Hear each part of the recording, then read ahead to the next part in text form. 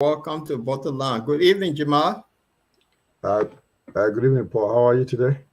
I'm pretty good, thank you. How is Manchester? Well, so far so good. We're doing all right. Just like, unfortunately, maintain our support. United got beaten 4-0 today. So I'm Right, kind of devastated. But anyway, so far so good. That's football. right. We're okay. Yeah, I do support Arsenal. So my team now, we actually on fire. We ripped our Leicester apart today. So I'm kind of excited for my team Arsenal. We're getting better.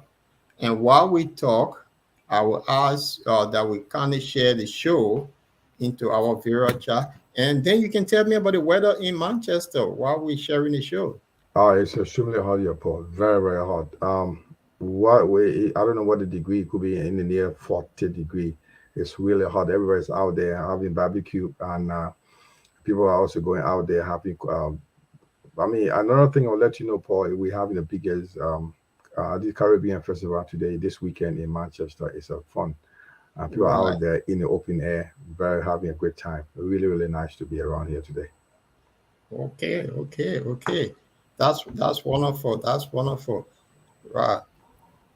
That's wonderful. And we'll be having our guest today on the show. So before we get into the program, I want to share play this intro. Facebook, we don't have copyright for this song. We're just about to play. And while we're playing this intro, you can also share the show in your Vera chat room.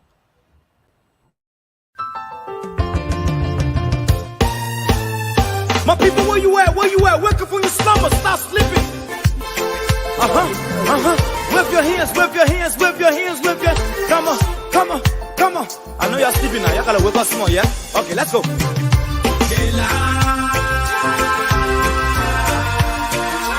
people fool us. The people lie to us. The government betray us. So much. I said they lie. The people fool us, the people lie to us. The government betray us. They can lie, they can steal, they will not go. I said we tired with their lies. We tired with their promises that led us to all our damages. We tired with their speech they preach in DNA unique, they deceive us. The thing we saw, it frustrate us. So why did you lie? Why did you steal? Why did you allow the citizens to be? You see, we just tell you that why we voted you. But you fool us, you screw us, you use us and later on abuse us. So why? The government should lie. Why? But that's the question that we ask. They lie. The people fool us. The people lie to us. The government betray us. They betray us so much. I said they lie. The people fool us, the people lie to us. The government betray us. They can lie, they can steal, they go knock the corrupt. I said no one to trust. My people, no one to hope on. Nobody. My hope that I have been broken. I'm telling you, brother. So where are the schools? Where are the roads? Where are the jobs that they said they could afford? But they're too selfish. The people tired with their rhetoric. People tired, they tired. You see the reason why we ask why the government betray. They have enough of time, but yeah, then stay they delay. People suffer. No work for people crying for hunger. Look at. Your vision and your mission, your intention to the nation, they poor. You got nothing to show. Nothing. So why? The government should lie. Why? But that's the question that we ask. They lie. The people fool us. The people lie to us. The government betray us. They betray us so much. I said they lie. The people fool us. The people lie to us. The government betray us. They can lie, they can steal, they go knock the corrupt.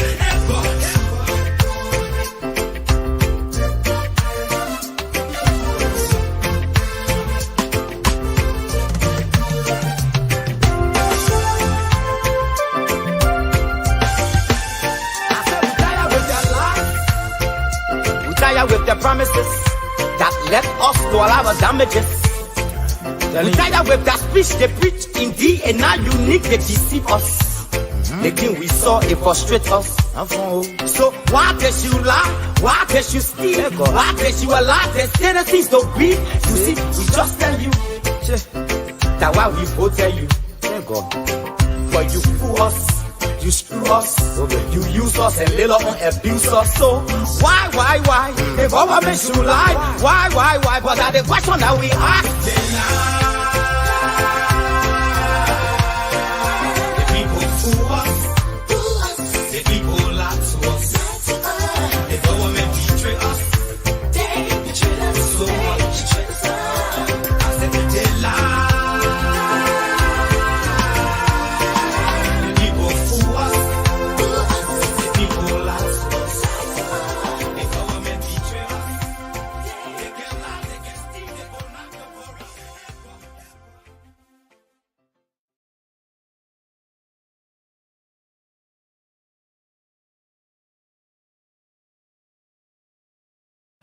Yes.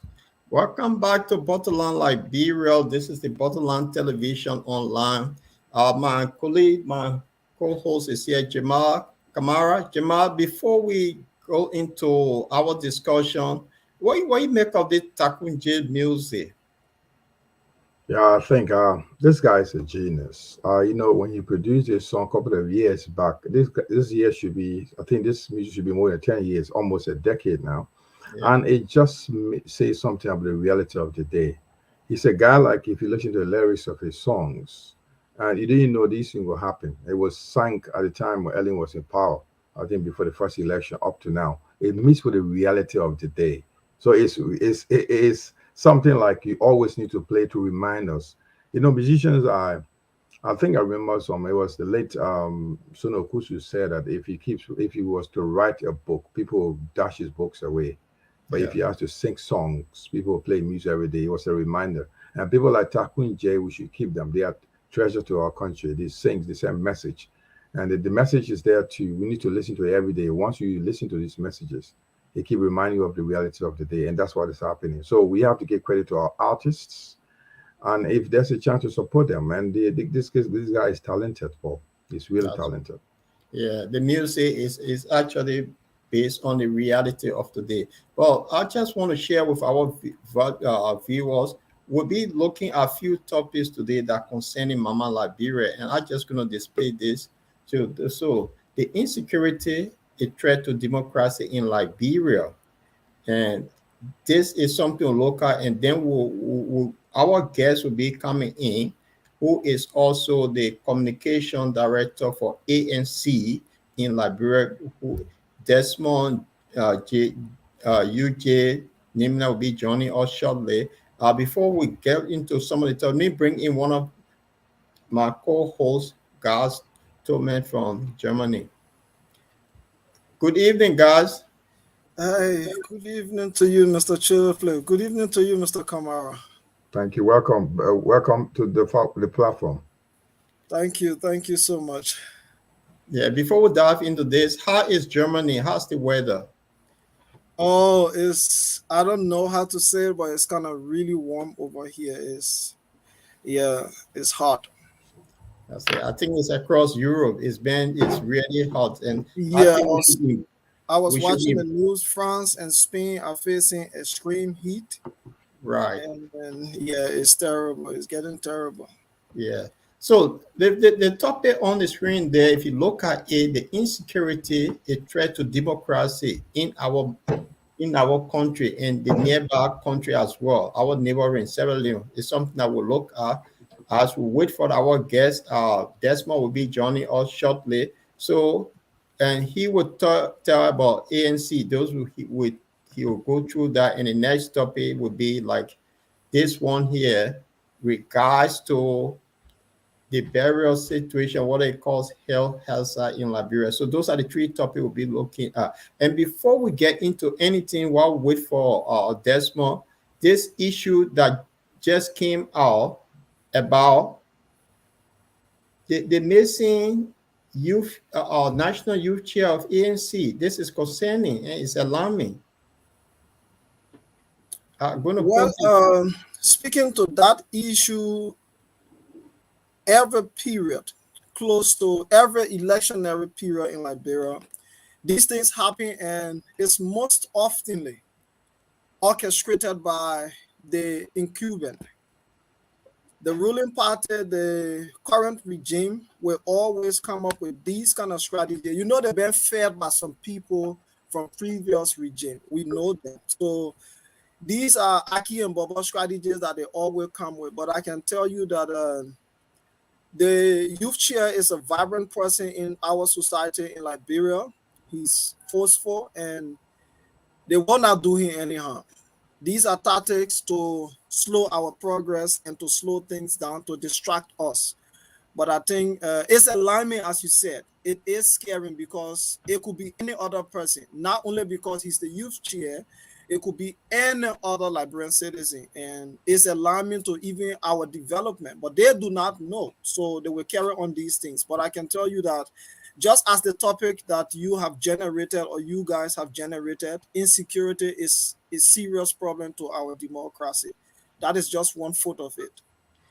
Yeah, Jamal, let me put this. This is a guy, and the young man, James Morris, he just disappeared like that. What's going on?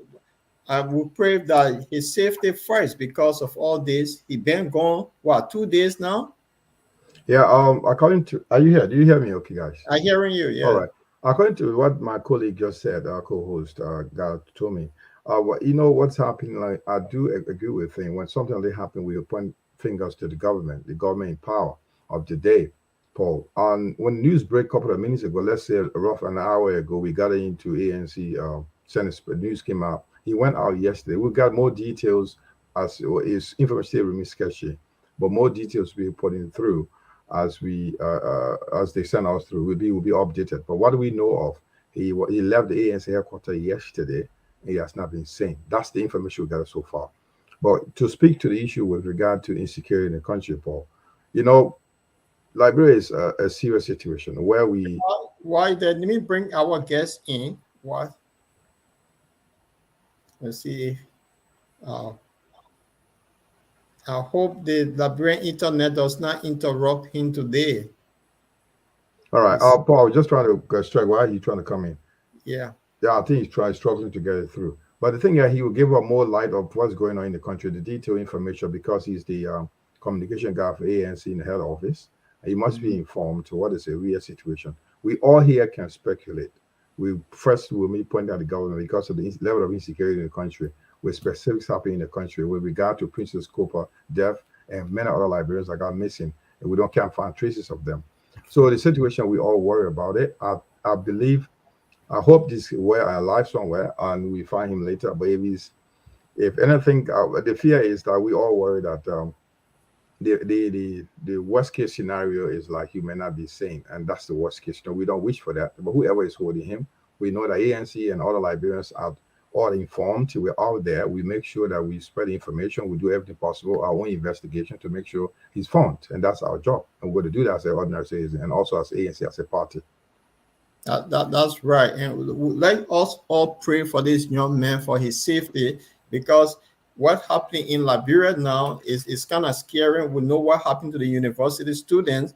And we know what happened to Princess Cooper and other people. So I'm scared for this young man because it looked like we have returned back to the 1980s. That the 1980s start of government. If this happened, I don't know, but I just care for him and we pray for he to get back home safely. Uh, Um, there are some that's questions, Paul, we may be asking before the Desmond coming. We'll be yeah, asking, but apart from the government, let's look at it from a different angle. In front of the government being pointed as a principal accused, we will also be asking, does he have any issue with friends or some other, you know, outside feud with people, or you have beef with somebody else? Anything can happen, but just for now, precisely. Yeah. yeah, we're just speculating. Like, we first and foremost, we have to accuse the government that he's not providing proper security with people. But do we have CCTV in Liberia where you find out these things, where somebody's been picked up or and been dropped off to a certain location? Okay, you find that. Okay, do we have the resources where the government has the resources to trace the people that have been missing? Sometimes we gotta look at all angles to see What are they saying? How can we find these people? There are hundreds of Liberians that are missing that did not come to the light. They don't know about on the daily basis. And they will find bodies everywhere and there in Liberia. You're on the daily basis, you can't find them. But we don't wish for that. We wish that the brother is found and he's alive and doing something. We may be speculative wrong. Anyway, thank you. Okay, let's welcome Desmond, if you can hear. Oh, good evening, sir. You're muted.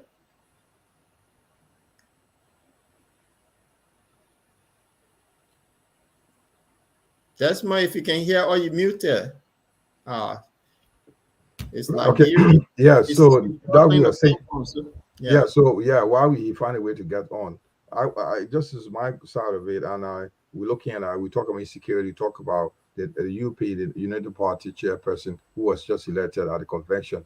He got the arson attack on his house. Who could be? All those things are something that worries people now when coming close to election, like my colleague Tumi said. These things happens to government come with these strategies to distract people or I don't know, you say Aki and Bobo strategy they employ here. And there are a lot of things happening. We have to be extremely careful and tread with carefulness and see that these things will now distract us. We should make sure that what we want to deliver is delivered. Right. So while we wait for Desmond with regards to the arsenal attack on the UP party chairperson, that alone, because these are all things we're looking at. So I want guys to come into this too. I just want to display the picture of the man's house. See, this is scary. I wonder because I know his son got burned too in the process. I don't know what you guys think of this. Look, it just look at that. Yeah. What do you guys think? Well, what I can say concerning this issue, this arson attack, I condemn it in the fullest. And these things should not be happening. These things should not be happening, but I will state that again, that we will see these things happening because we have a very dumb-headed boy who calls himself a dumb-headed old man who calls himself a young boy, who still wants to remain a young boy that we have as a president, who come up and tell the people that Manjua, who is selling all the way in Point 4 in New Cruton in West Point, you have CCTV at her house, that he's unable to provide security for the Liberian people. Those that are paying tax. Do you know that the first thing is they are not fully educated to even who pay tax to their government and who doesn't pay tax to the government. That's how far they treat, that's to the extent that they treat our people. The market women, they get on board these cars to go and buy their market and come back. These cars are registered under government. Those are taxes. So indirectly, the market women are paying taxes to government. So they pay some little fees to the market authorities wherever they are stationed and selling their commodities. So they are still paying tax indirectly to government. But this president stood up and told the people that they should be security for themselves. How do you account for these things? Even the government can still be questionable for these things. I remember the Slovia Milosevic case. You know, I think it was the same Ukraine or another breakaway Russian state. And he was president and prime minister at the same time. Yes, I think it was Milosevic. He was president and prime minister at the same time. He created his own warring faction. He was one of the war leaders that went to The Hague. He was one of the war leaders that the War Crime Court called. He created his own warring faction and was supporting them so that people can believe that he's being hated at. So these things are common. We know them. And it's so unfortunate that the Unity Party newly elected leadership will be going through all of these things at this time. You know, and I believe that they want to use it because they felt like, or they feel like, the collaborating parties had gone through a very huge an era of confusion, and they believe that the kind of way they thought that the CPP would have been destabilized is not. You still have the ANC standing. You still have people who love the ANC, who are hanging on the shoulder of the ANC, supporting the ANC somehow, and are willing to stand firm if a CPP should go forward. You know, so these things have them and it's happening. It's so unfortunate that it happened to the newly elected chairman of the Unity Party. I condemn it to the fullest, but I can tell you that we have to stand for our country. We have to stand for our country. Yeah. That's all we can do now. We have to stand for our country. We have to enlighten the people. Okay. Thank you. Let's welcome Desmond. It's good to have you on our show. Can you hear us?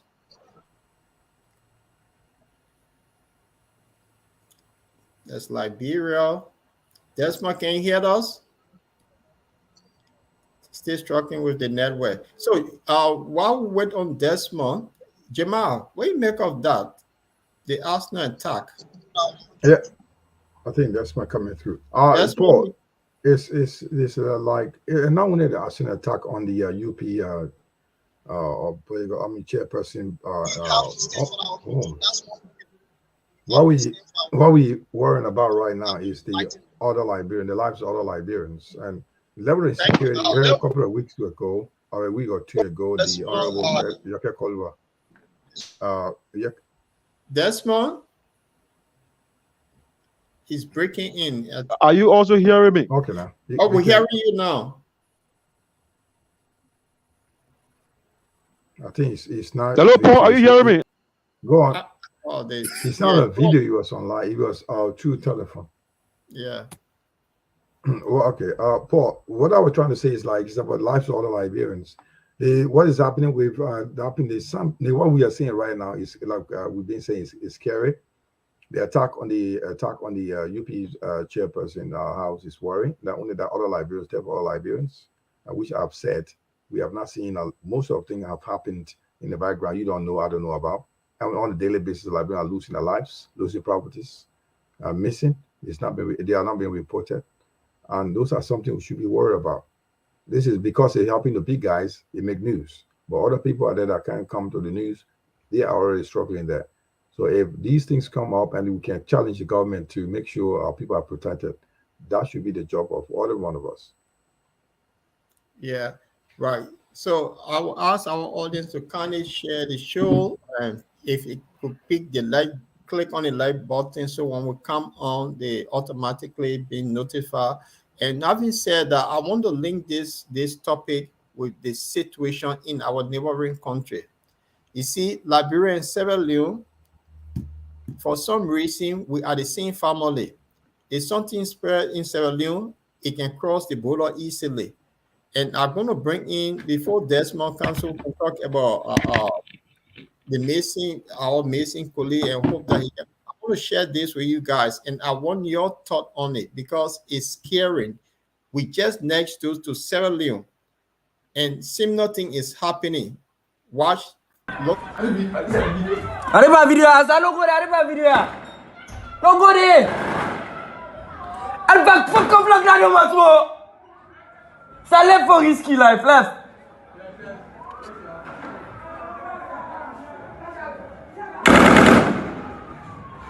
Salut Kiana. On a su. Yeah.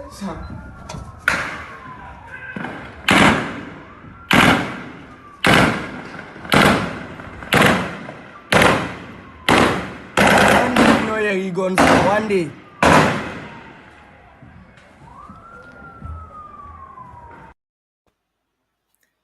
So, what does that remind you of? There was a protest in Sierra Leone, and it went out of hand. Protest in Liberia, the CDC, COP, when they massacre people over there. These are insecurity, the situation we're talking about here. It's easy to spread over the border.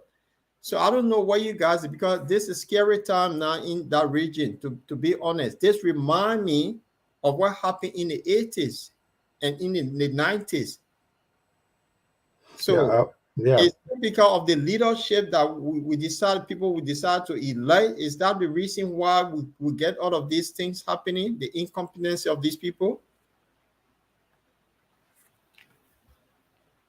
Jamal, you muted. Paul, I'm trying to connect. I think our advanced God's coming. I'm trying to connect our guest to our other line. If you Okay. mind. Gus, you wanna throw a highlight on that? The video you just watched? Cool. Oh yeah, sure. Following development back home to our neighbors, Sierra Leone, is kind of very terrible. It's scary. And I can tell you for sure that is a fact. You said it. And whenever there's a security breach in the sub-region, that poses a serious security threat on other member states. And I can tell you that when Liberia had their civil crisis, it did not take long Sierra Leone fall into theirs. Yeah. And before the program today, I got a few calls from friends and even families who are security officers in Liberia. They were calling me to let me know that conflict in Sierra Leone is a serious race, and they do not have the strength and the capacity, if any, for any eventuality of such. They do not want it. So when you hear these things coming from security personnel, you know that we are at the crossroads. And while at the crossroads, our stakeholders, those who are handling the affairs of our state, are not focused to monitoring that, including those who are security personnel, those who are the school and well-educated security people are not focusing on these things. One example is Reverend Luther Tappe attack, the arson attack on Reverend Luther Tappe. That is to tell you that insecurity is feeding in gradually, and the day to present itself as a full-fledged, crime or a full-fledged panorama is not too far. It's just in the near, if care is not taken. So the Sierra Leone issue, us here in the diaspora, is scaring us as well. And we can definitely pray to God. But while we pray, we should also keep our focus on reminding our government that security is a paramount concern. But this time, we should not be having issues like attack on political leaders and stakeholders in our country. That should not be happening. We have election less than 16, 18 months. That should not be happening. This is a serious security alarm. It's alarming, it's scary, and we have to honestly be our own security at this time. I watched another video where the tough talking Yaka Koluba was telling people that he's providing security for himself, and people think it's laughable. But honestly, it is not. I mean, you can tell me whatever way he's presenting it, but the president has given the go-ahead that we can do such. So we should in every way be law-abiding, but in as much as the law is normal, capable of protecting the people will have to protect themselves. So the Sierra Leone issue, for a conflict to flip over to cross over, is not too far, because we have cross-border trade, we are interconnected through tribal lines. You have the Mende people in Sierra Leone, you have the Mende people here in Liberia, you have Va there, you have Va here. I believe there are a little bit of Kisi people there as well, in Mandingos, and we're doing business, the commerce, we're doing business as well. That's so right. All of these things bring serious problem. It is a security alarm and security threat to our country, our peace at this time. Yeah, so that's bring me to what you just said about Yeke Koluba. So Yeke Koluba's situation now, that shows us that Yeke Koluba is right to have his own what he classifies as opposition protective force. because the way things are happening, the president said we should have our own CCTV to protect ourselves. But Now people, Mr. Chillerplay, here is the fun. The president has asked us to be security for ourselves when the president cannot secure his own residence. and they stole from His him. own residence was ransacked. His television and other equipment were stolen. That is to tell you security is a serious problem. Right. So the situation has spelled out in several. The reason why I brought that up, the incident with the university students, those perpetrators, they're now roaming the street of Monrovia free. The government is delaying to charge them. So when people are in that situation, if I the one, my son is lying in hospital and I see the perpetrator roaming around, I could take law into my own hand. And that is what happening in Sierra Leone. That's why I say similar thing could happen in Liberia. We look at the Princess Copper, the Odell Sherman, all of those, the three missing boys, the editors, all of those bad things that have been happening. When people decide to take matter into their hand, similar thing could happen in Liberia. And we really offer some sort of disaster. You are definitely right. You know, as a child growing up, I tried to make sure that I understood exactly why the Liberia had to go to a civil war. You know, and growing up as a child, when I come from elementary school, when I get from school, I sit with older folks and, you know, they are chit-chatting on issues surrounding the war and so forth. So I was gathering my own little pieces, bits and pieces of our history. Then I felt like the progressive tried, but they failed to some extent, and war was not the imminent. That was the word they used, Ellen used, the Samuka, the Thomas Wowoyu, the Tagen Wanti, the Emma Sawyer, peace be to his arches, you know, the Charles Judy Bryan, peace be to his arches, the Poman Paul, and all of the other folks. Those were the things they thought was necessary for Liberia to progress at that time. And what caused them to have such a reasoning? These are similar issues. That's right. I don't care how much the man is educated. I don't care how much he's civilized. He gets to that point where he feels his civilization and his peace, he has to choose one.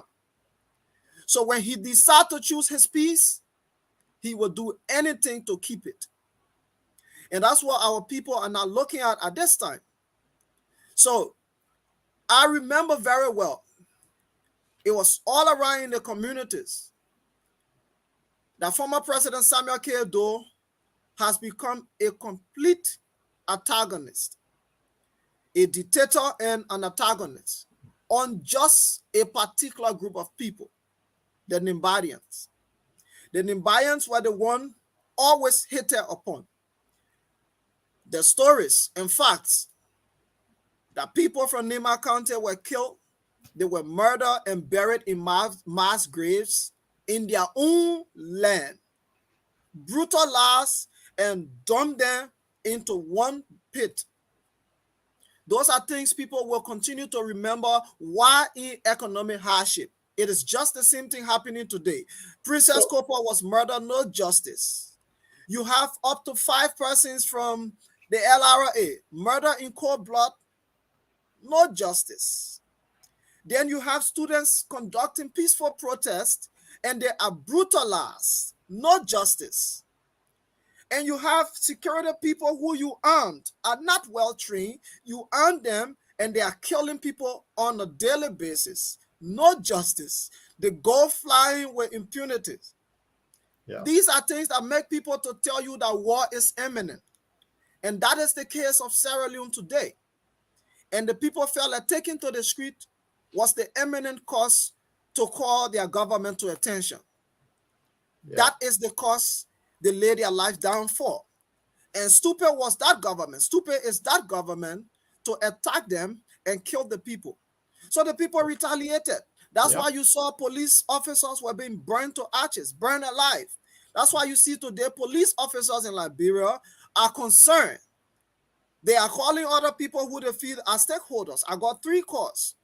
Friend of mine who are police officers were saying, "Look, bro, we are concerned. You guys have to raise this issue. We can't speak it because we're in the government. We should be for the government, but things are wrong here. We all see things are wrong as well.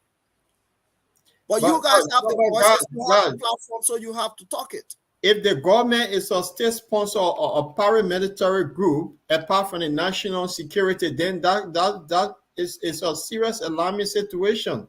You see? So remember in the 80s, we heard there was Samuel Doe a death squad. So of now course, he had the Dos Santos. So now the situation we face right here is kind of alarming. Now, Prince Johnson said something in 2017. He said, when you elect George Weah, Liberia will go into chaos. Is that Prince Johnson prediction now coming to the reality? Mr. Cholople, do not overlook the name Prince Yelugbe Johnson. In as much as I want him to be called to book for the atrocities he has committed to our country, but Prince Johnson is knowledgeable. He was knowledgeable of the things he has done. He is knowledgeable of the things he's doing. And he's knowledgeable of what route Liberia should take as per our progress. Many a times we think because he has a part to play in our civil war, so we do not listen to some of the insights he gives. But many things Prince Johnson says, I can tell you for a fact. Prince Johnson has said once, with my father, we went to listen to a program that the late Amos Sawyers was attending, and Prince Johnson was there. It was even prior to the TRC. And Yelugbe has said, for peace, lasting peace and progress to reign in Liberia, he named folks from the progressive, and then he named folks that were involved into the civil war, including the coup that took away Samuel K. Doe. He started from Torba to Samuel K. Doe, and he named all of them, including Ellie, including himself. But what he said was that they should be killed or they should be swept away from Liberia's development and democracy. Liberia will progress. And I tell you why I bring this story is because we all know today our ex-president aligned with the CDC. That is a fact. It's not a hidden fact. It is a fact, you know. And as long as she is in our democracy, we have honored her. You are the Iron Lady of our country. You've served us well. You've done a lot of good things that we appreciate you for. You've done even far better than what George Weah claimed to be doing today. Why can't you remain who you are? Take your glory that the Liberian people has given you and let her be in peace. Thank you. So let's welcome Desmond. I know he's been struggling to get online. Is he on the telephone, Jamal? He muted. Desmond is coming through with us through the telephone line because the video link is not coming through, boss. Okay. The video link is not coming through, so he's coming through the telephone line. So we're listening. We are getting through the telephone line. Yeah. All right. So is he on now? Yeah, he's Desmond live with us now. Desmond, welcome to the Bottom Line TV. How are you? It's gone. If he's using his phone, the video will be very difficult to connect. Well, he's not using video. He's using his phone to just the line. You cut the video off. So he should be able to reach us. Yeah, with the phone and the video can be off, he will get us. Yeah, that's what we're trying. He's trying to connect all two without the video. Right. Bob, basically, we're just asking while we try, Desmond trying to come on. You know, with the situation in Sierra Leone, I was trying to comment on, I was trying to help our guests come on. Liberia, we don't wish for war right now. We don't wish what's happening in our neighboring country to spring over or spill over to Liberia. What we wish for is peace in our country. We've seen it for 14 years. I think Sierra Leoneans won't wish for that anymore. But what is happening in Sierra Leone is anger. You know, when the people are hungry, you push them to a certain level. They cause chaos. The government is not listening to them. They have brought the issues to the government attention. So what is happening here? To listen to them, they took to the streets, and this is what's happening in Sierra Leone right now. So I think a couple of times it happened. It tried to happen in Liberia, been averted. You know, in Liberia with pushing for us making a peaceful protest. But what Liberia being wary of is it may degenerate into something different. And because we have experienced 14 years of war, and we did nobody won, and that's why the fear is in Liberia that they don't go on the street. Anything can happen. It can spill out of control. Can get in somebody. Some people can take advantage of the protest and get something else. Because I'm hungry and angry. They always heard the story. They're coming saying the angry man is a hungry man, the hungry man is an angry man. You know, so that's how happening. But as the government is not listening, they should see what's happening in Sierra Leone. That's Something could happen. Now, so our guest is online, Paul. okay. Welcome, Desmond, to Bottomline Liberia TV. How are you? Can you hear us?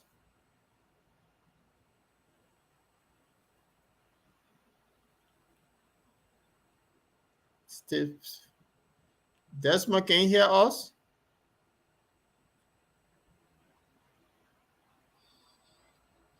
No, it's still finding it difficult. So he's not.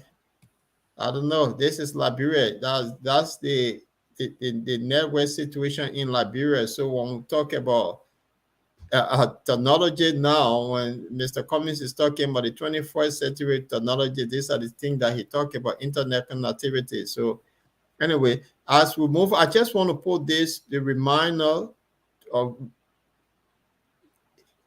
Jamal, you got here now?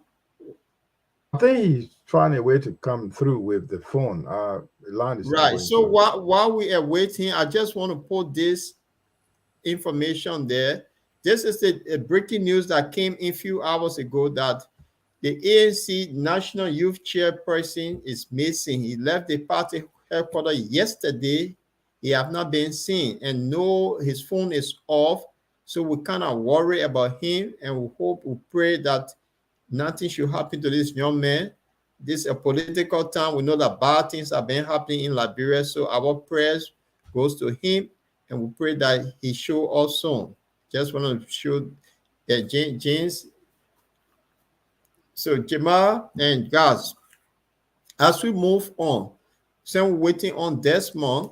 So the thing is, this program is also on Bottomline Radio. Bottomline Radio is live, and those you can follow us. It's 24/7 radio station that we have.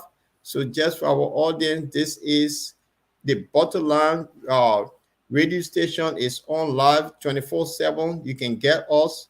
So just to let you all know, we gotta go. So while we are with Desmond, I don't know if he's going to come in. So guys, you heard about this story? Yeah, the thing is, Mr. Cholople, the Voca mission has been threatened over decades, and I do not know why our government, this thing is not a George Weah thing anymore. George Weah was never around when Voca mission was threatened by this cemetery. So this is nothing about a CDC-led government or George Weah or so. It has been a long-run Liberian problem. Regimes upon regime has overlooked it, and including the inhabitants of these communities. It's not just the Vocal mission. I know of other places where they have a few clinics around somewhere in the Gardnersville area. There are clinics around there, excuse me. And the site they're using for burial ground, they don't want to occupy the further space. They want the shutter space that is close to the road, so they keep encroaching. They keep coming over. And sometimes, you have all these thieves, you have other people who are busting into people's graves, taking up things, and somebody will just throw somebody dead body somewhere on the floor or somewhere in the community and take the casket or take other important, valuable things and just walk away. And that body is going to be there for days, for weeks, and decay right in the community and spill out diseases and other things into the atmosphere, you know. So vocal mission has been threatened for more than 20, 25 years now. It's not a today thing. And this is not a today thing. And we need to keep our focus, like I said earlier on, we need to keep our focus on liberal progress in every aspect. In our health and safety, we need to keep our focus. In healthcare, we need to keep our focus. In the area of environment, we need to keep our focus. You know, in the area of security, we need to keep our focus. In democracy in totality, we need to keep our focus. So if we do not want to lose our focus, we have to make sure we stick and hold on to the neck of our government. That's one thing we can do. And how do we do it? I am one person who do not support violence. You know, I do not support violence. I condemn it to the highest extent.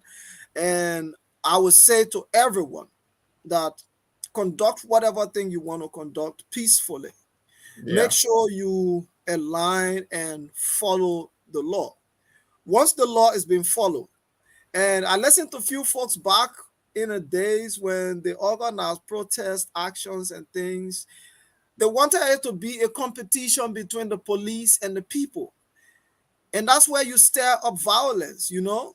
And I remember one of the protest action organizers, if it had not been for few well-trained professional police officers, that would have turned up to something very different. So with the hill hustle in this, and you have dead bodies spread all on the street, and then you have the rainy season where there's a lot of flooding, and people drink from where.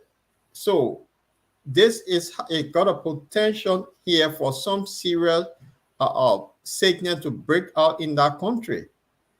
You see, so I just want you to look at something Mr. Cummings said, and I'm going to put the video up, and I want your view on this.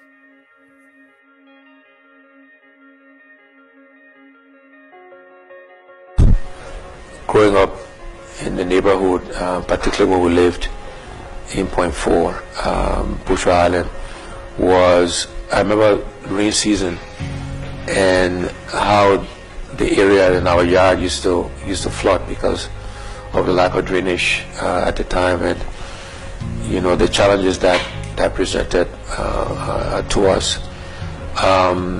And you know what's unfortunate is you know almost 50 years later, you know we're still faced with some of those challenges today as a country.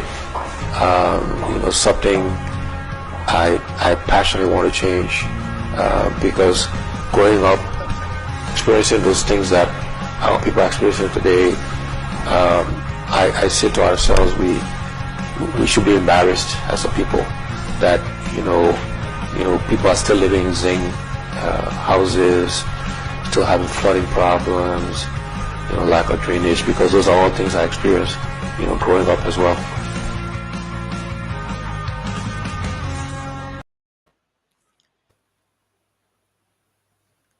Embarrassment. For 50 years, Mr. Cummings was a young child in Point 4. He experienced that. 50 years on, we have the health hustle now. When it rains, that is flooding all over the place. So, what your take on this? Paul. Yeah. Paul, what I think is this.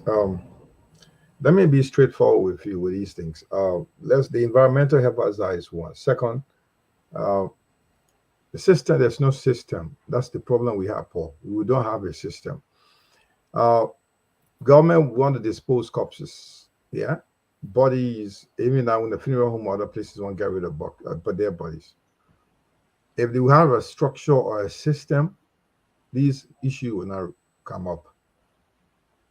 JFK, if you follow the story, what you come, JFK's got rid of these bodies. They gave it to somebody to go dump them. The person went to that vocal mission community and dumped these bodies in mass graves. I mean, with no respect to these bodies. The government should have a cemetery where people will be buried that don't have relatives. Should be honorably buried, not just mass graves. That's the situation we see. That's why I'm saying we don't have a system. Forget about the health hazard. That's one side of it. That's how we don't care for our people. We don't just care. People may have been end up in the hospitals that don't have relatives to look after the died. They don't come. They can't claim their body. They don't have means how to bury them because to bury people is very expensive. So you just turn their back on them because they can't even have the daily burial. What would they bury? You know how you say that when you're going through burial service. You know what they say like. So people turn their back to these bodies, their loved ones, because they can't afford. So they end eventually government it becomes government's property responsibility to bury them. So what they will do when you turn your back to dump them into one vehicle and go but dump them into a mass grave. So what happened, like Gus was saying, this has been happening around. So what the people have seen in Lippe, because the guy is exposed, they were not properly buried. So the guy like they smell all over the place. It was in the news 3 days ago in ELBC News. A young man carrying dumped them into the mass grave. When the alert came out, like there was a lot of false smell around the community, and they called them to. They said, "Who is he?" I think the police they got the license plates of the vehicle that was dumping the body. Then they got this guy and they chased him and found that it was a target of JFK. They gave him the body to go and bury. Oh wow! So JFK does not know how to get dispose their own bodies. So what they did, they turn over to somebody to just kind of individual contractor to just dump it somewhere else. So you see what we are going through here. So the people in our community already have a health issue right now. You know what they came out with? I think the administrator of JFK, I forgot his name, went to have a meeting with the community, apologized, and or asked them, we're going to spray the place with chemical. That's it. And probably give some a brown envelope to the fellows at the community leader, youth leader. Look, you know, I hold this thing. We'll get some boys, get some shovels, and we'll bring some chemical spray. It will be okay. We'll dispose it will neutralize the smell, and it will not have any health as that. Some years to come from now, flies and stuff are flying from that area. So they'll transmit those things to food in our community. A lot of things. Transmission. That's a transmission. A mode of transmission have been created. But you see, the problem, brother, when there's no system, no structure, what we're looking at what is before us. We're looking at what we are saying in this Europe, in diaspora. They go build this system, they build a country years back, and they know that one day that generations to come will enjoy.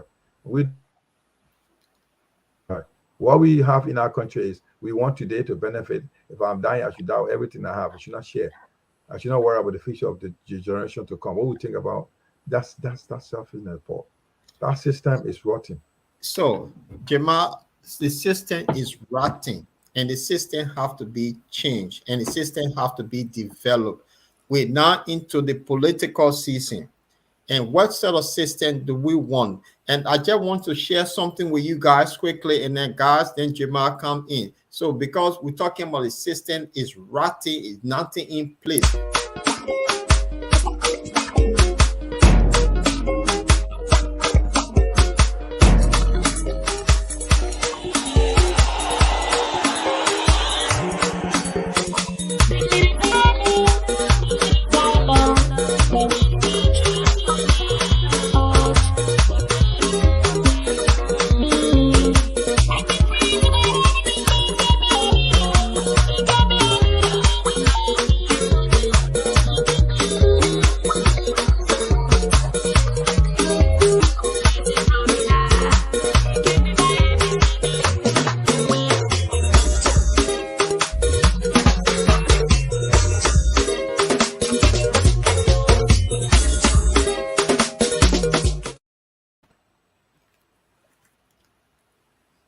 System, yeah, it's just a short video clip.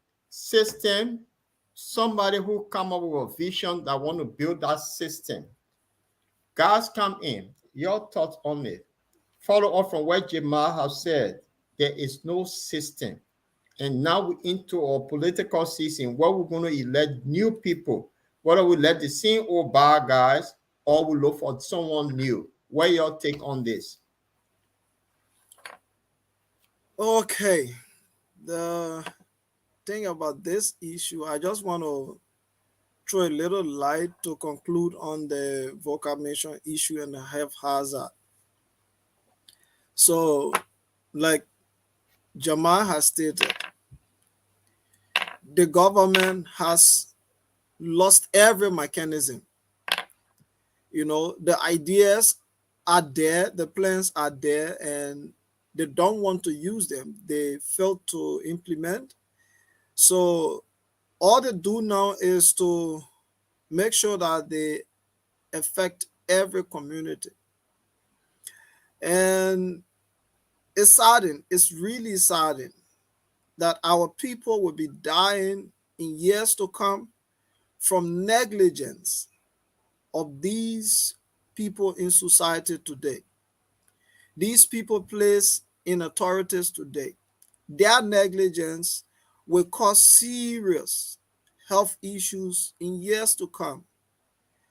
And people wouldn't understand that these are challenges that Mr. Cummings will face. And they wouldn't understand it that they caused it, and we will be creating the system to make sure that our people can live and breathe free and sweet air and live peacefully. You know, so it is a serious health issue that we need to look at. I think we need to start educating the communities on how to, you know, carry on some safety measures for themselves, and also to see how they can arrest these situations and report them. If you can report them to the police, you can, almost everybody has a smartphone now in Liberia. So when you see these things going on, you can go live on Facebook and publish it, you know? So it brings them to book.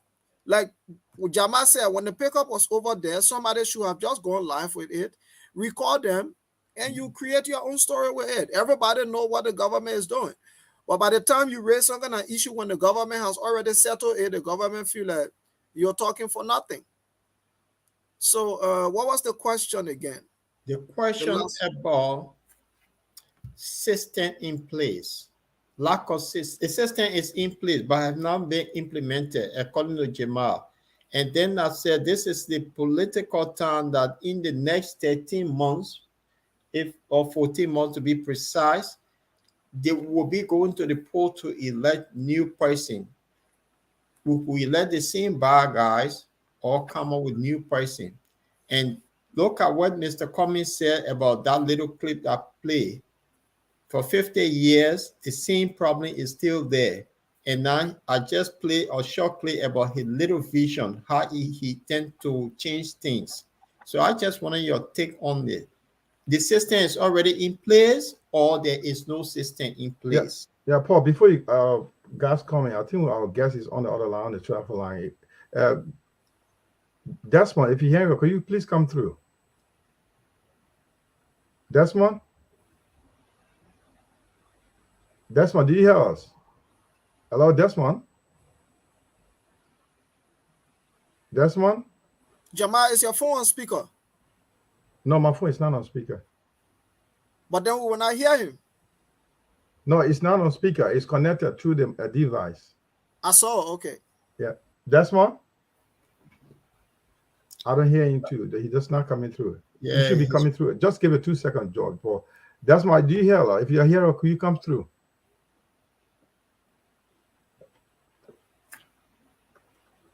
Hello, Desmond? All right, go on, Paul. Yeah, God. So the question is, after 50 years of living in point 4, and the same thing is still happening after 50 years before some of us were born, and you talk about the system. Is the system Paul, I was just interrupt now. There's a breaking news. James P. Morris has been found. Great. Glory be So to God. that's the breaking news coming right now through from Desmond Nimlin. That's the youth chair has been found. But there's I don't know the details yet, but he's been found. Oh, that's wonderful. That's wonderful. That's wonderful. That's wonderful. So Desmond has been found. So James P. Murray has been found, not Desmond. I mean James Morris. James Murray, the youth chairperson. Praise God. I mean, that's a good news, Jamal. Good news. Yeah, so my take here is 50 years on, we still have the same old problem, and we're going to the poll to elect people. The reason why I'm bringing this thing out, because people been having some sort of opinion poll lately and saying that, oh, the one with a vision, the one who been sending a message is not resonating, and they keep pointing at the bad actors. So that's what are we going to do about that? Are we going to talk about this system? Do we have system in place or we don't have system in place? Is that the same old age problem? Well, all that we say here today will be exact because we all, one way or the other, have felt Liberia's problem. And we are feeling the problem. Our family, our relatives back home are living with the problem. Some of us, some of you older folks have lived with the problem. So you know the problem, you understand the problem. Like Mr. Cummings, over 50 years, or maybe half of that period, he interacted with Liberia. He interacted with the poverty situation back home. He saw how impoverished our people are. So it's no strange thing to him. And with the kind of man he is, that he will not generate the necessary ideas to transform lives back home. It's not a man like Mr. Cummings that wouldn't do that. It only take a man like Josh Weah, it take a man like Akaras Gray, it take a man like Samuel Tuer, who has no experience of the global world or the global community. No experience of this environment that you and I live today. How progress happened, how speedily people react to shortcomings. I remember here in Germany, just from this COVID-19, our finance minister here, a whole country like Germany, he committed suicide. There are several stories to it, but one of it has to do with corruption in the system. Imagine as developed this society is, they could face that. So the thing is, the system, we've lost the system. We need to rebuild the system. We have lost the system. When we took Totmo and Tobo out, we lost the system. After that period, we did not have a system in Liberia. Yeah. What kind of policy has government been following since those times? So it's the same old system. They keep repeating. This person listen to this person, and the next time they come with that person platform. I remember a young man, he has died. He was a good friend of mine. Peace be to his ashes. Julius Barron. When Barron contested, in as much as he came from the CDC, Barron reminded me of something. Barron came to the community and said, look, I will sign a contract with you, and you tell me what to do. When I become elected, I follow what you tell me to do. Our people today don't come to the community. They don't come to the people and ask the people what they want. You hear everybody bringing their platform. So what's about the people's own platform? What kind of message are you taking from the people? But you bring your platform to me. Nowadays, we only want to listen to the platform. Do we have a plan for our country? And that's the question. Are the people listening to those plans as well? Well, we're trying to get Desmond through. Desmond, will you, if you are listening to it, could you try to come through, please? Do you hear them? Did you hear him? No. Do you hear him? We're not hearing him. No, you didn't hear. They didn't hear you yet. You're not through yet. They don't hear you. You guys don't hear him, do you? No, we're not hearing him. All right. I need to take him off and put you on the loudspeaker. So the reason what I'm saying then, guys, you're talking about what system the people, because it's like okay, our people. You on, Jamal? Paul and Augusta, are you hearing me?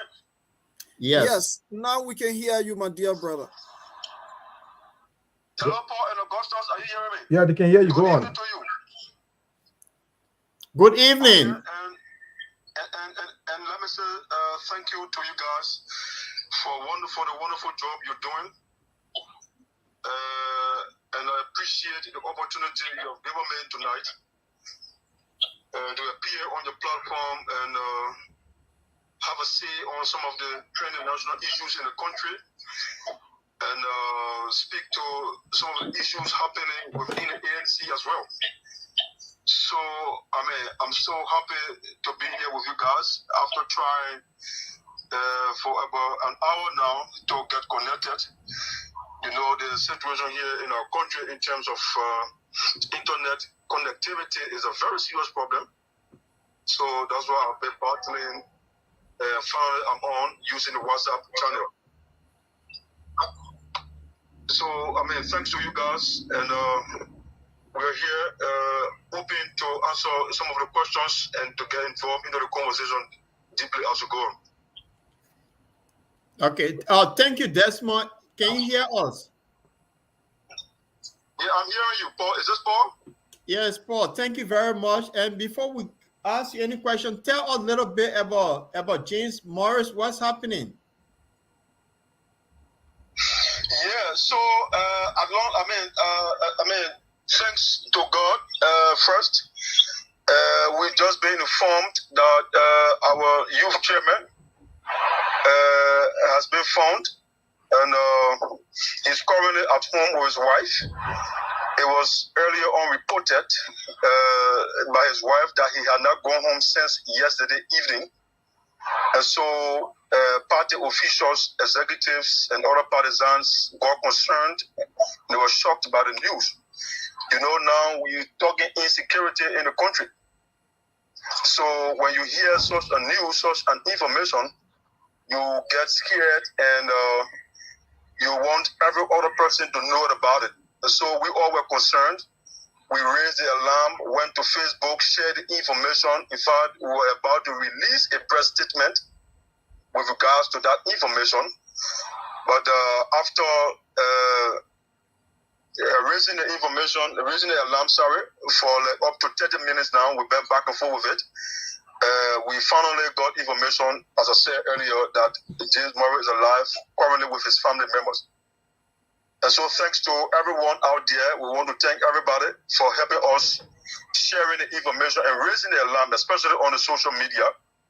We have not spoken with James up to present, but we know it is confirmed that he's safe with his family. Okay. Guys, you want to ask? Not for now. I think I'll wait for the question, but I also want to say thanks to him for, giving us the information here and for all of the necessary checks that you all been doing back home. Let me congratulate you and say thank you as well. Great. Jamal? Yeah, thank you too for listening. Desmond, Jamal here. Quickly, the people want to know exactly, before you come with press release, all this information, do you guys do any necessary checks to see whether this guy has a telephone battery was dead, and make all those checks before coming with an alarm to say this guy was missing? There was like, tomorrow something else could happen and say, well, you should check before you come out with these alarm. You just got to do a proper house check before coming with these alarm. Yeah. So when information of such comes up, everybody gets afraid. Every other person will get afraid when such information comes up. Because the country we are living in currently, where the president will tell you that everyone should be their own security. In fact, you should buy a CCTV camera, put it on your house. That means we cannot depend on national security 100%. And so when such information comes up, especially regarding a political figure, so it is obvious we all or everyone will get concerned and get afraid. So, actually, we had not put up the press statement from the level of the party.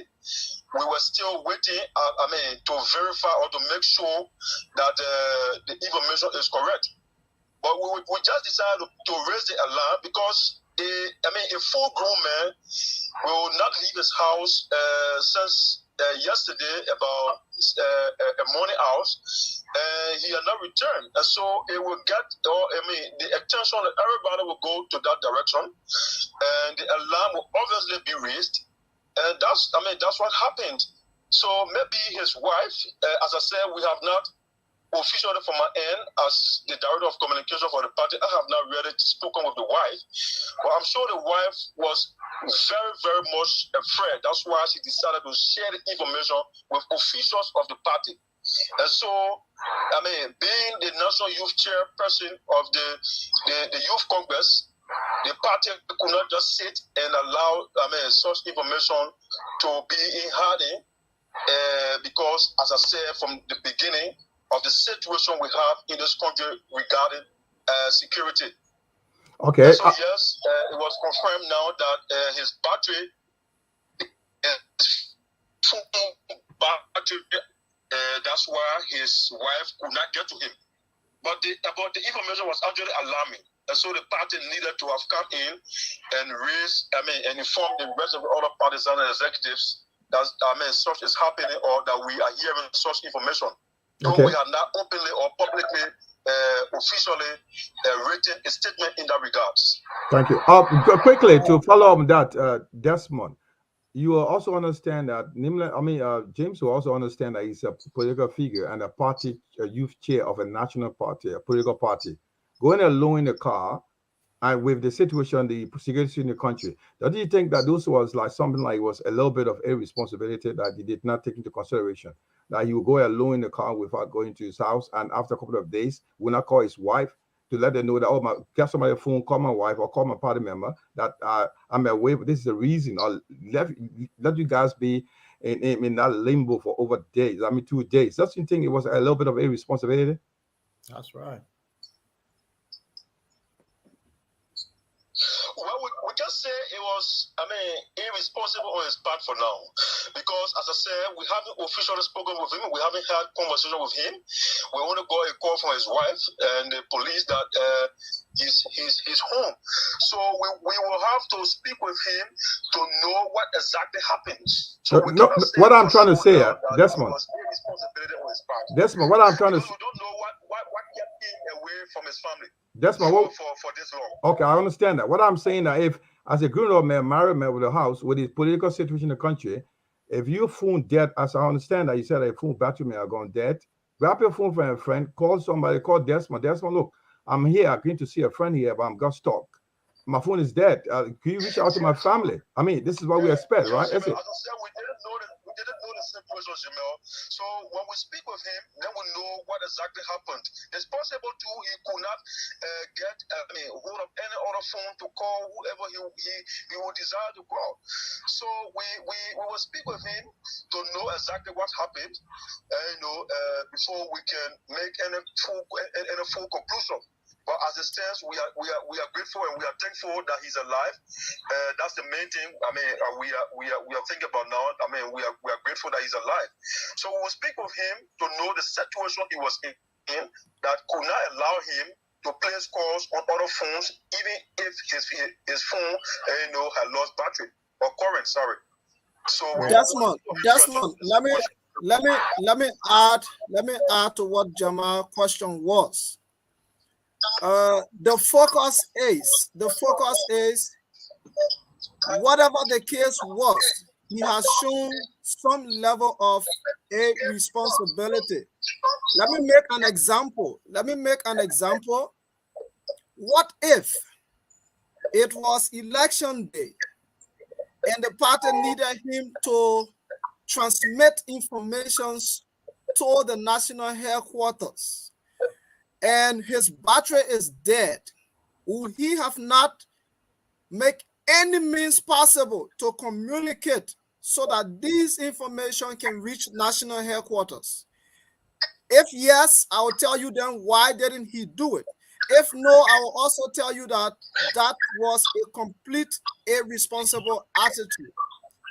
You yourself, Desmond, whatever the situation that has happened, as you have narrated, you have made sure to communicate. Communication was lacking, and it shows some level of irresponsibility. That's what we want to register. Okay. Desmond, can you hear us? Yeah, I'm hearing you now. Sorry. Okay. So Desmond, I mean, the guys made a point. You want to say something because we've been here over an hour now, and just want to bring out something regarding ANC. Send you the communication person on the ground there. If you can hear me. Okay. Yeah. Lately, there have been. Yeah, thank you. Yeah, thank you. Am I okay? Are you hearing me? I'm hearing you. Okay, great. So the party is making tremendous progress in terms of mobilization. Jamel, as you may be aware, I got appointed as director of communication for the party some 4 months ago, and we were still trying to put our feet on the ground to make the party visible in terms of communications. And so we were able to work with the National Executive Committee, thanks to them for the appointment, along with our standard bearer, Mr. Alexander Cummins. Let me thank him also for the opportunity. So we're able to put our feet down, though, I mean, there are challenges. Of course, we will always face some challenges as we go on with whatever duty we are called to perform.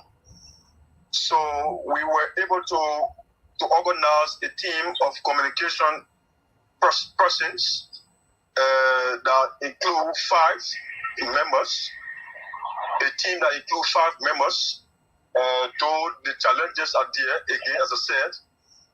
But we are moving. We are trying to, gather now the support from wherever, even at the diaspora level. People are coming around to help, including ANC Germany or ANC Europe. So there are a lot of different challenges. But again, we are thankful for the opportunity we're serving in. We are managing to provide our services to the party because this is about Liberia. This is about changing our country. We will not sit here because we have challenges, and so we will not going to move on. We are moving on, pressing buttons everywhere to make sure that we are equipped and get fully fortified, communications-wise, to make our party visible out there as we approach the 2023 elections. But actually, the party is doing extremely well in terms of mobilization. We say kudos to our national mobilization and recruit for going out there on a daily basis, recruiting new members to the party, mobilizing them. In fact, as a matter of fact, currently the ANC is the only political party we can say that for a fact, opposition political party that is visible out there in the streets of Monrovia, recruiting and mobilizing new members on a daily basis.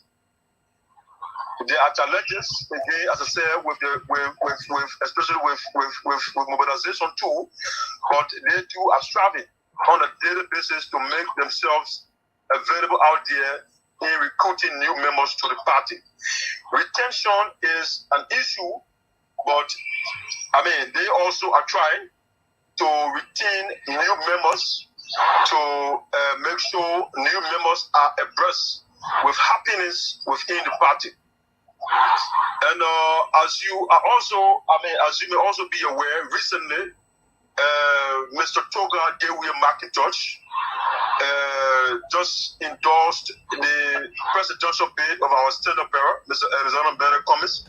Mr. McIntosh is a current stalwart of the Coalition for Democratic Change. As a matter of fact, he is a member of the National Advisory Council of the CDC.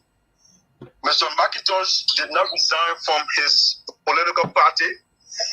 He remains a member of the CDC, but he has seen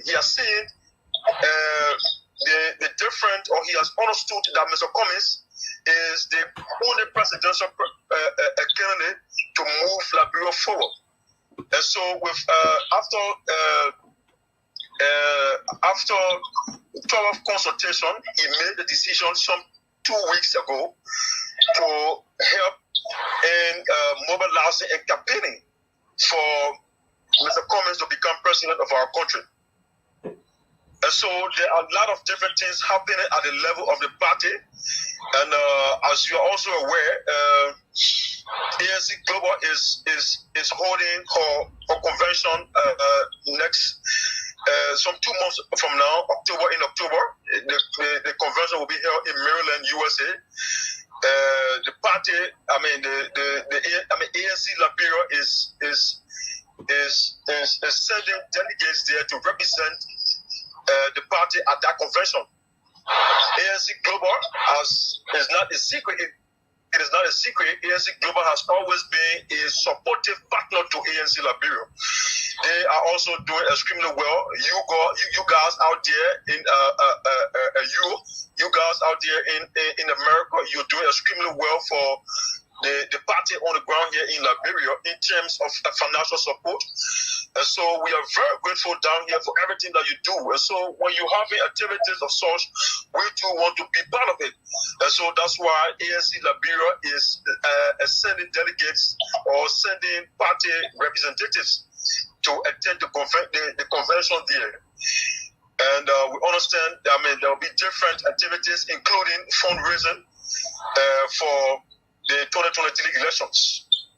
And so there are lot of progress the ANC Liberia is making as we approach the 2023 general election. Okay, right. Thank you, Desmond. Thank you for the update. There are little concerning here among ANC members in the diaspora because Jala TV did an opinion poll yesterday going around in the oral community and were asking people on their question, if election is held today, who will you vote for? And a lot of people seem to go for George Weah and Joseph Numa Barker. So what sort of message you guys setting up there? Are you moving from radio station to radio station? Sorry, can you repeat? Jamal, can you relay the message so he could hear it or not?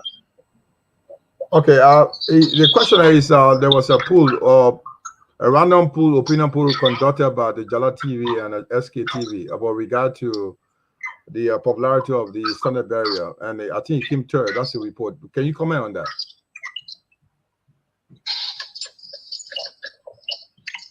Okay, yeah. We follow, or we got the report from that opinion poll. In fact, even Spoon TV too had a similar opinion poll. But you know, opinion polls are not really the determinants of who. They don't determine who wins. Presidential elections in our country. If you follow the 2017 elections, you will know that Ambassador Joseph Barker, the former vice president, won almost all of the opinion polls in this country. We all saw the election result at the end of the day. Yes, there may be some factors. There may be part of some of the factors that will persuade voters, but we cannot say for sure that opinion polls are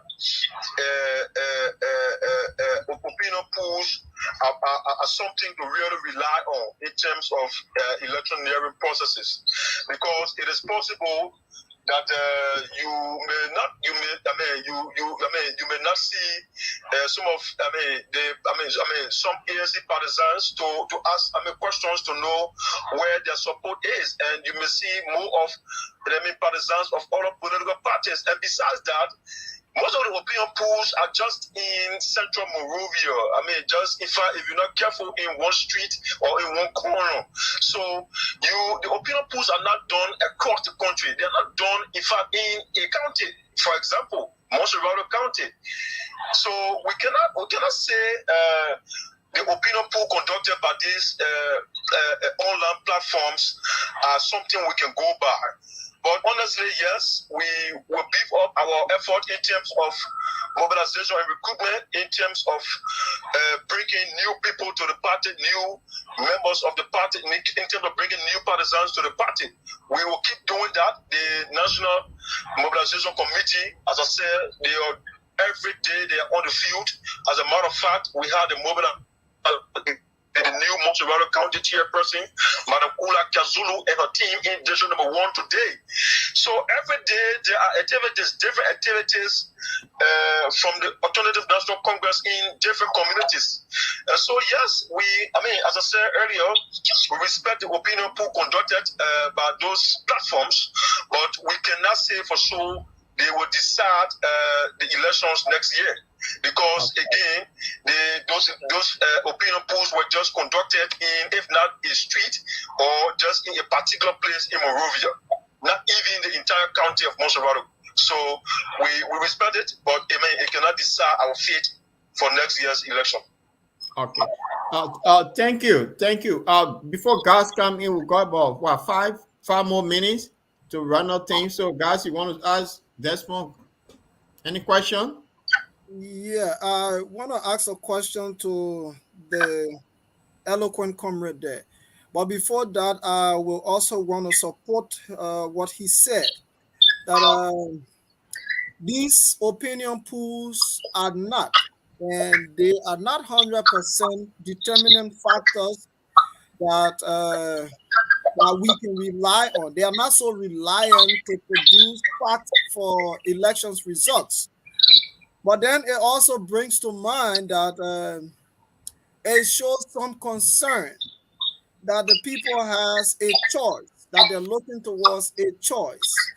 So the question is, in as much as he has spoken a bit about it, the question is, how do we resuscitate and how do we get our position at the number 1 spot? We do not want to remain there, whether it is opinion poll or this election today. We do not want to remain there. So, what are those extra mechanisms? In as much as you're having visitations, you are doing recruitment exercises. I'm looking for those extra things that the people will rely on, that the people will trust, so that they can say, okay, if today is another opinion poll, I'm not going to give my consent to the CDC, or I'm not going to give my consent to the Unity Party or Joseph Boyka. I am going to give my consent. I'm going to consent to the candidacy of Mr. Alexander B. Cummings. So I'm waiting to hear those things, those extra things that the Liberian people can be convinced of. They will support Mr. Cummings, whether opinion poll or election is good.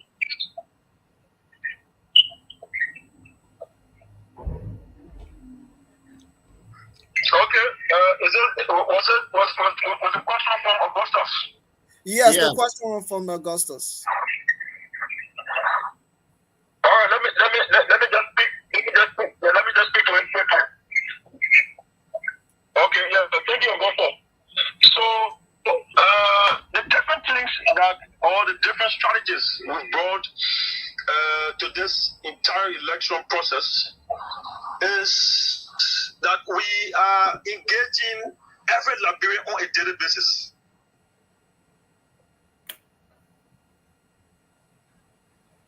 That's a different strategy. If you carefully follow the activities of all of the other political parties, again, you know, a lot of the parties, this kind of analysis. So the ANC and its senator, Mr. Cummings, is the only political party that keeps engaging in the citizenry audience. Mr. Cummings, once he's in the country, he has activities every week, if not 3 activities per week. At least it's 2 activities per week.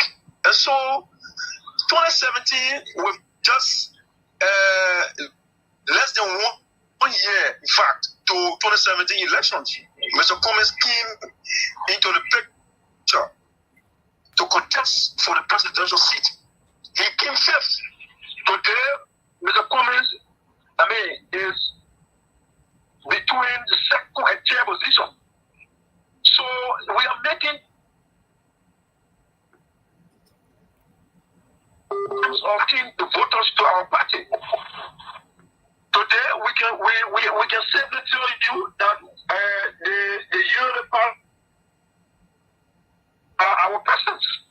Every day there are different issues. People are raising different issues, different opposition political parties. They are discussing the ANC on a daily basis.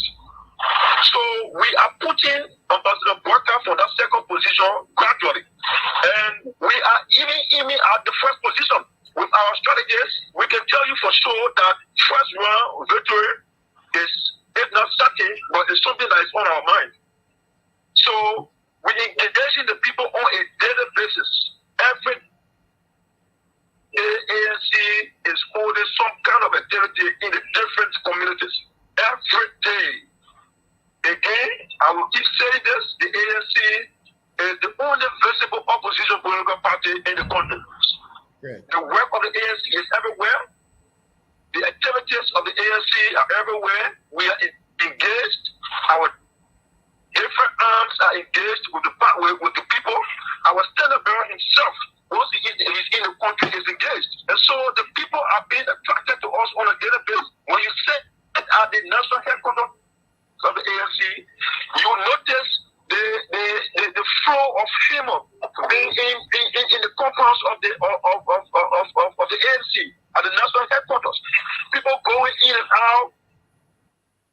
Every 5 minutes, you see 2-3 persons coming in to fill in the membership form, coming in to take up the party ID card. This is happening because they have seen that the ANC is the only hope, the only beacon of hope to change things in our country. And so we are getting our people every day. That's the difference between we and other political parties. We know that there are other political parties that say they have the numbers, but we saw. Yeah. Okay. Okay, Mr. Cholople, lastly, quickly. With the CPP, being together, if not for what happened, where other people left the CPP today, we would have had a victory in Lofa County. But you saw what happened there where other people left. The leadership style of Mr. Cummings is quite different. He brings a lot to the table. And so, the common Liberian is affected to the ANC on a daily basis by our engagement and by how our standard bearer conducts himself out here with his records as well. And so that's in my mind is the big difference between we and other political parties, opposition political parties. We are engaging the people on a daily basis. Right. And so obviously you will notice that the past, when Mr. Cummings becomes the next president of this country, during the after the 2020 elections, because we are aiming for the first position. That second position now is just a little. We just have a little space between we and Ambassador Barker. And so we're not going to dwell too much on this issue about this issue of how do you call opinion poll on Facebook Live. We don't want to dwell on it too much. As I said earlier, we respect it, but we want to keep engaging our people, and the first place is our target. We're going to get there. Okay, Desmond, lastly from me, you being the director for communication, and I'm one person that is very interested in figures, and numbers counts a lot to me, and figures and data. I am so much interested in data. So is it possible for the ANC, because I know this has been a strategy amongst political parties in Liberia. When I was with the Unity Party, we've lost him. We've lost Desmond. Okay, so he's gone. That's Liberia for us, and we have gone far. Gone 1 hour 30 minutes. So I would say it was good having. One of these days, I think when the internet situation is better, we'll get people from Liberia. or they need to go somewhere that have strong signal for us to get them on. We always struggle with the situation over there. So before we go, guys and Jamal, what's your take on the situation? Just summarize what's been happening, and then from our topic tonight, so we can wrap up and call another day. And before you guys come in on Tuesday, we'll have Patricia Morgan, who is the VP for the ANC Global Women Mobilization. She'll be joining us on Tuesday. So yeah, what did you guys think of the show tonight, and from the feedback Desmond gave about this missing person, and now the young man is home, and also with the violent situation in Liberia and the nearby country? If you guys could just summarize it, and then we call it a day. I think I can go first, and then my chief can come in. So Jamal made a good point on Desmond concerning the comrade disappearance. So we have to be careful here. We are a major factor. We are a serious contributor to the process. We are a major stakeholder in the process as well. So we have to be careful how we raise alarms, and when you raise false alarm, you give your opponent, you give your opposition a better chance to dig into your security, Yeah. and they look into your lapses, and they use these things as some tools to weaken you. So we have to be very careful, and we have to manage our intelligence as well. I am very aware that the wife did not just go to the police. The wife came to the party to alarm the situation. Yeah. The party should have, on the ground, work with you folks and probably the police. Keep it on the low key, work it up, and make sure that you give it a day, a full 24 hours, and see if you don't hear from him, or maybe up to 2 days. But when you raise this big alarm, and that's why the people keep saying the opposition try to politicize everything. We should be more mature now instead of politicizing everything.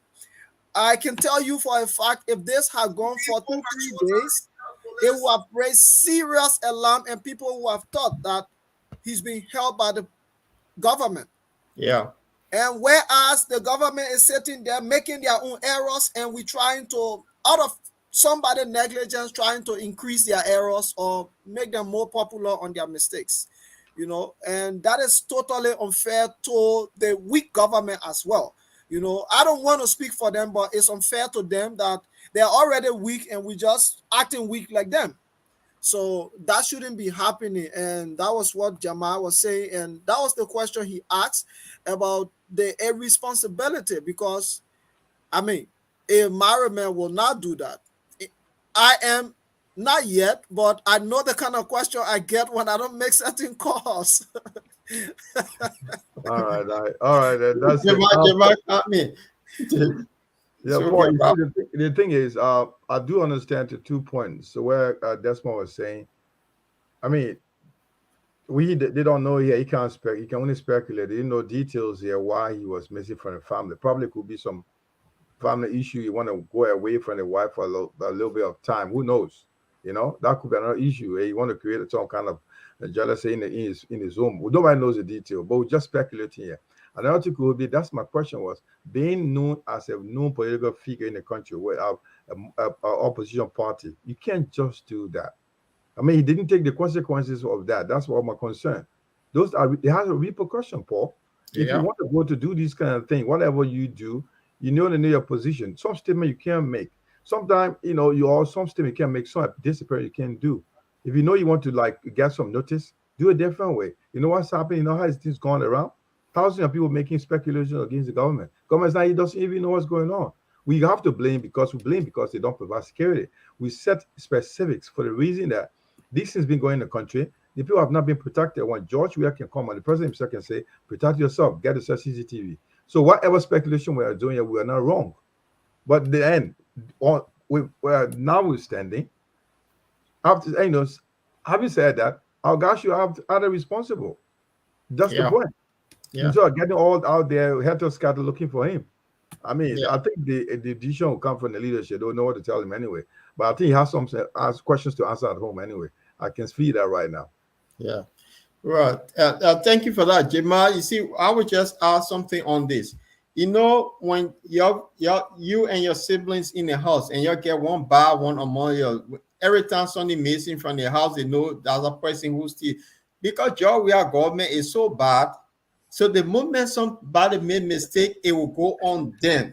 This is the point, and that's why if you're in power, you make sure don't give any room for error.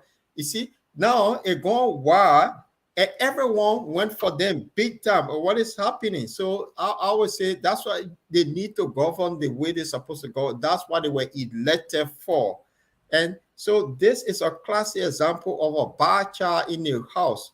And this is what shows. So, but a young man, maybe, you never know, maybe it could be that somebody held him to police, they put him in the prison for doing something, and then probably the story will come on later.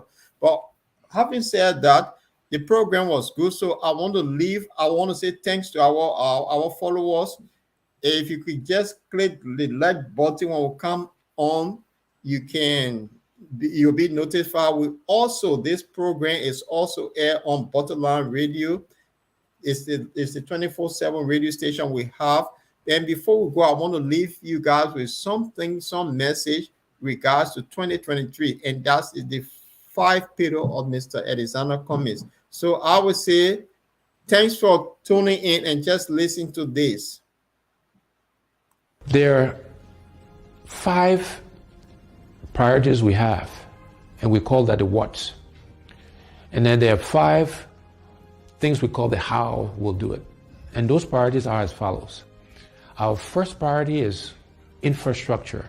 Simply put, it's electricity, it's roads, it's water, and it's internet and cell phone connectivity across Liberia.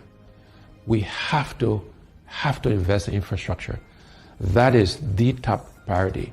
That's the basis on which we can and will do everything else. The second priority for us is job creation. There are too many unemployed, underemployed, and unemployable Liberians. The unemployment rate is over 85%. And therefore, job creation is our next priority, creating jobs for the Liberian people. So after job creation, our next priority is agriculture. We are a country, after 170 years, that do not feed ourselves. Last year alone, we imported over 160 million United States dollars in rice import, and total food imports was over $280 million. These are things we can do for ourselves. We should be producing rice to feed ourselves, and my commitment is that by the end of my first term in office, we will be self-sufficient in rice production. And within education, we're focused on vocational training, teachers training, and adult education. But we have to educate our young people because, again, that's how we can help them create jobs. That's how we can train farmers. And so these things are all linked together. And our final priority in terms of the what's is health. Because you can have good infrastructure, you can have a good job, you can feed yourself, you can have great education, but if you don't have your health, it doesn't matter. And so health is our 5th priority, and there we're focused on primary health care and preventive health care. So those are the what's we'll do for our people, for the Liberian people. How are we going to do these things? The first how is we want to engage Liberians differently in the transformation of our country. We call this hearts and minds. How do we get all Liberians to participate in the changes that are required? We're going to use arts and music and culture and reconciliation and religion. All of these things, we will be deliberate in using these things to engage us as a people in this transformation process. And so we're doing some work on how we can make those things happen. The next how is that we're going to find the money. We have to find the resources, the money, to do all of the what's I mentioned earlier. And the way we'll find the money is, first, we'll go after waste in government. you know, we spend a lot of money on things that we don't need, or we pay too much for things that we do need. So for example, I believe the vehicles we buy for our government officials, we spend too much money on that. We should reduce the number of vehicles, and we should buy less expensive vehicles for our government officials. We need to reduce how much they make so we can pay teachers and civil servants and police officers and the military officers and healthcare workers, people who actually do the work. We need to pay them more money and reduce the gap between those at the top and those who actually do the work. The other way we'll find the money is going after this thing called corruption. You know, corruption has been the bane of our country. Is the primary reason why we are as underdeveloped as we are today. And we will aggressively go after corruption. The first thing we'll do is we will appoint a corruption czar, a minister in charge of corruption in the presidency that will coordinate all of the agencies that are meant to find corrupt officials. Secondly thing we'll do is we'll make sure we are giving the resources, the money, the right people, the right logistics to the anti-corruption agencies, the LACC, Liberia Anti-Corruption Commission, the General Accounting Office, the Public Procurement and Concessions Commission. We will make sure they got the right resources to go after corrupt officials. After that, when we find people who are corrupt, we will prosecute them, we will put them in jail, and we'll seize their assets. It will not be good enough for you just to resign. Okay. So those are the things we will do to really go after corruption. I have committed that I will not take a salary. The salary that is paid the president, I will allocate it towards helping to fight corruption. That's how important I think it is to us. And then the other way we'll find the money is we'll make sure we're getting full value, the full monies we're due from our natural resources. We'll look to exploit other natural resources so we can get the funds required to fund healthcare, to fund infrastructure, to create jobs, etc., etc. So finding the money is the second how. The next how is we want to create a government of inclusion.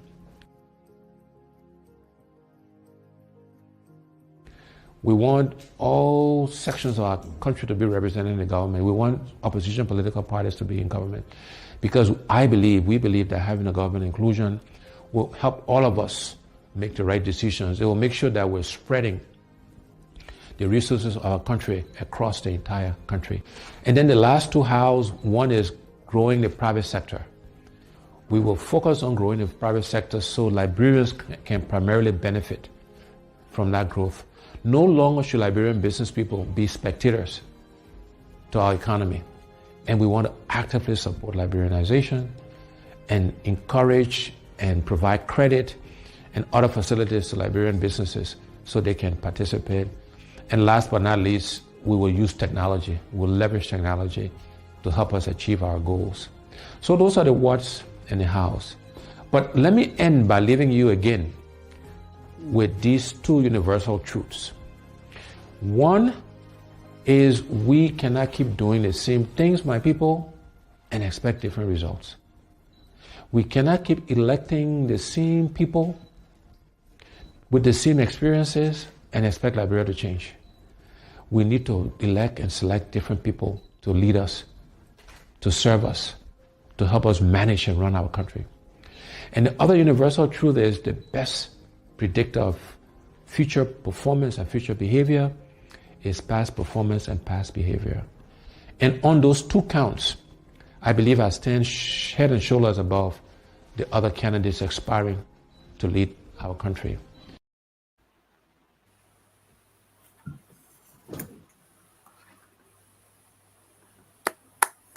I would say thanks to the viewers and good night. We're back on Tuesday with Patricia Morgan, who is our guest. Good night.